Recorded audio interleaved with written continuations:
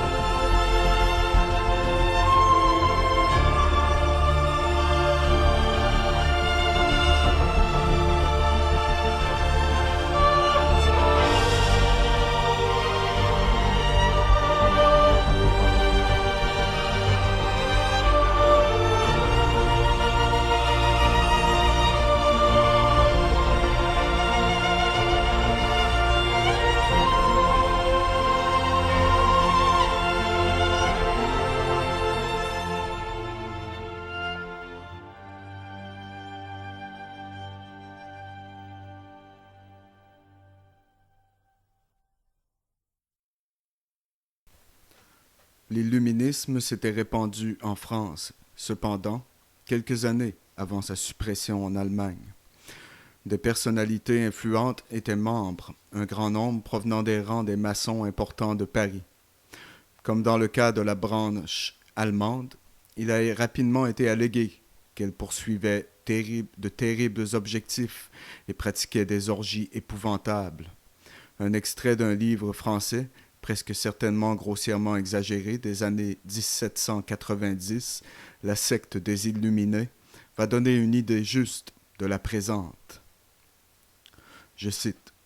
L'immense château d'Hermonville, près de Paris, était une des loges en chef des Illuminés. Elle appartenait au marquis de Gérardin, qui a protégé Rousseau et plus tard lui a donné un tombeau sur son domaine.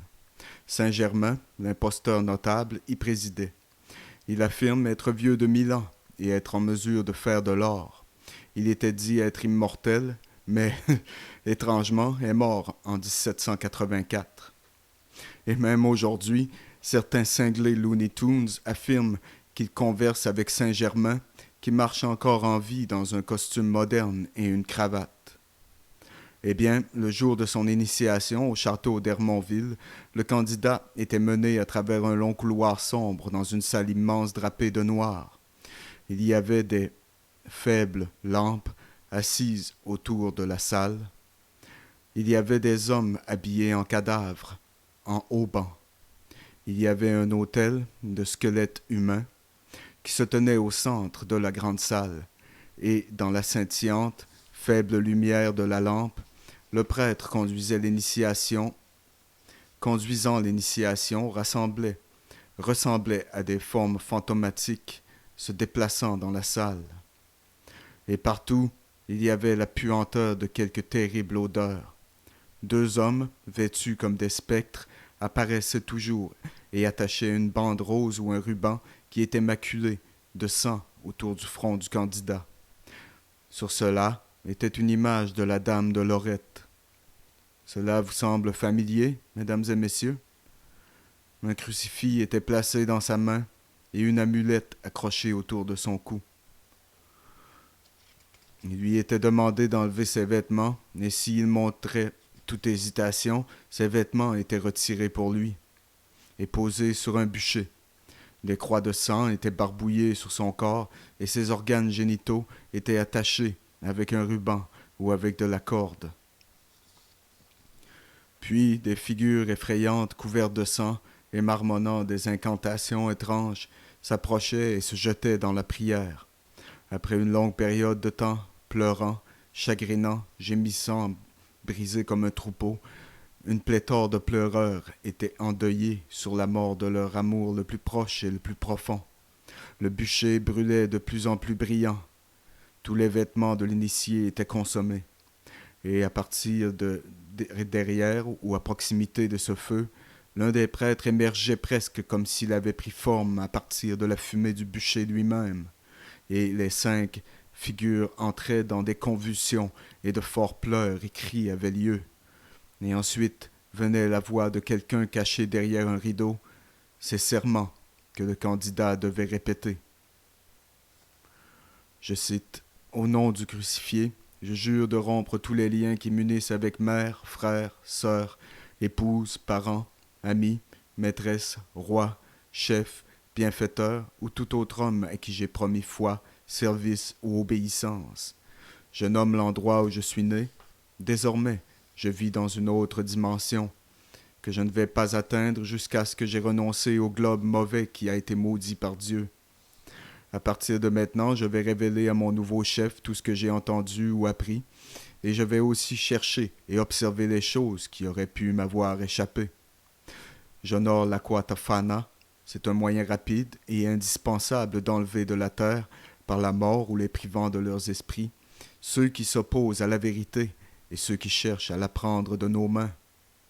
Je dois éviter l'Espagne, Naples et toutes les autres terres maudites, et je dois résister à la tentation de trahir ce que j'ai entendu aujourd'hui. La foudre ne frappera pas aussi rapidement que le poignard qui va m'atteindre où que je sois. Dois-je trahir mon initiation?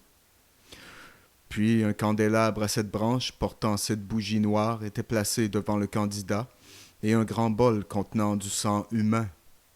Le candidat se lavait lui-même dans le sang et buvait une quantité de celui-ci.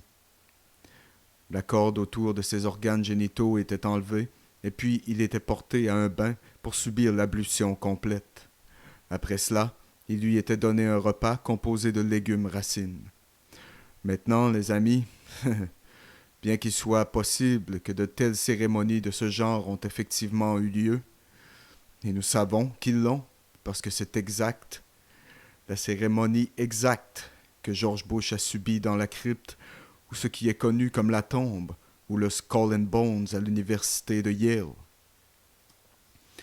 Et qu'il convient de rappeler que des éléments tels que du sang humain ne sont généralement pas de la variété authentique dans toute société autre que celle réputée être consacrée à des fins criminelles ou perverses. Eh bien, j'ai ceci à dire. Personne ne sait, à part ceux qui ont effectivement pris part à la cérémonie, s'il s'agit de sang de poulet, ou de sang humain, ou de sang de porc, ou de sang de vache. Et comme, avec les initiations d'autres sociétés, il ne fait aucun doute, on peut avoir fait croire au candidat qu'il allait réellement à travers une initiation qui impliquait des choses horribles de cette nature, telles que le sang humain. L'initiation au mystère antique était souvent accompagnée par l'exposition du candidat à craindre une autre émotion, afin de le rendre réceptif au serment ou au message qui devait être rendu manifeste. Il a été dit, les amis, que la version européenne de l'ordre des Illuminati a contribué dans une large mesure au développement de doctrines révolutionnaires qui ont finalement abouti aux machines communistes russes et d'autres. Et en fait, ceux qui font une étude sérieuse, qui ont parcouru les profondeurs du matériel disponible comme moi et d'autres l'ont, n'ont aucun doute n'ont aucun doute que le communisme, le socialisme international est le produit direct des écoles des mystères des Illuminati, comme fut la formation de cette nation qui était garantie de nous conduire dans ce qui est connu comme le nouvel ordre mondial, Novus Ordo Seclorum, la formation d'un seul État totalitaire mondial gouverné par le despotisme bienveillant et la manière dont ils l'ont installé, ou qu'ils l'ont amené. Et il y a peu de doute que l'ordre était consacré au dépassement de la puissance princière, comme on l'appelait alors, et à la diffusion des idées antireligieuses. Et cela peut être mieux vu en examinant le développement de l'enseignement du membre, comme il a progressé d'un degré de l'initiation au prochain. Maintenant, mes amis, de nombreux jeunes amateurs avec un goût pour le mystère et le désir de combattre l'oppression sous toutes ses formes ont été tirés à travers un plan délibéré dans les rangs de tous les collèges et les universités et de toutes les autres soi-disant fraternelles organisations de bienfaisance. Après qu'un serment d'obéissance et de silence avait été extrait du candidat, il était ensuite remis à un directeur ou un professeur, ou si vous voulez hiérophant, pour être instruit que l'ordre était un de la discipline et de l'effort, et que les objectifs finaux étaient de faire le bien en laissant de côté toutes les notions préconçues et sur la base de la libre pensée pour conduire l'humanité vers le salut. Mais le salut accordé par qui? Et le salut de quoi? C'est la question que les hommes intelligents devraient se poser. Cependant, d'après mon expérience, la plupart des hommes et la plupart des femmes ne posent aucune question que ce soit, ou très peu, de toute façon. Ceux qui avaient réussi à montrer qu'ils étaient enclins à accepter la prochaine étape dans l'enseignement étaient avancés au rang qui lui faisait jurer qu'il allait travailler sous les ordres de ses maîtres sans doute ou question. Il n'aurait pas à utiliser sa faculté critique en aucune manière dans toute question relative à ses instructions. Maintenant, dans les rangs inférieurs, ou la garderie, pour vous tous, maîtres maçons de la loge bleue, là, qui pensent que vous savez tant de choses, qui ne sont rien de plus que le plus grand groupe de suiveurs qui ait jamais été conçu et lâché sur l'humanité. Oui, dans la garderie, le membre était autant dans l'obscurité quant à la façon dont l'ordre était dirigé et comment il devrait accomplir sa conception de libérer le monde. Comme il avançait, cependant, il constatait qu'une partie de son service à la société était de gagner le pouvoir financier et social et de les mettre à la disposition du groupe. En effet, il devait être un diligent maçon et essayer de prendre le contrôle des fonds francs-maçons.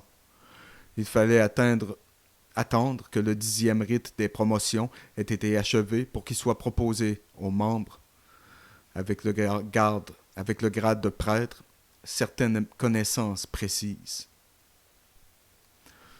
Et maintenant, aujourd'hui, dans l'ordre connu sous le rite écossais, cette information n'est pas donnée jusqu'à ce que le candidat parvienne effectivement au 30e degré, selon les écrits réels de l'homme qui était le grand commandeur de l'ensemble de la franc-maçonnerie du monde et du rite écossais de la franc-maçonnerie aux États-Unis, M. Pike, General Pike.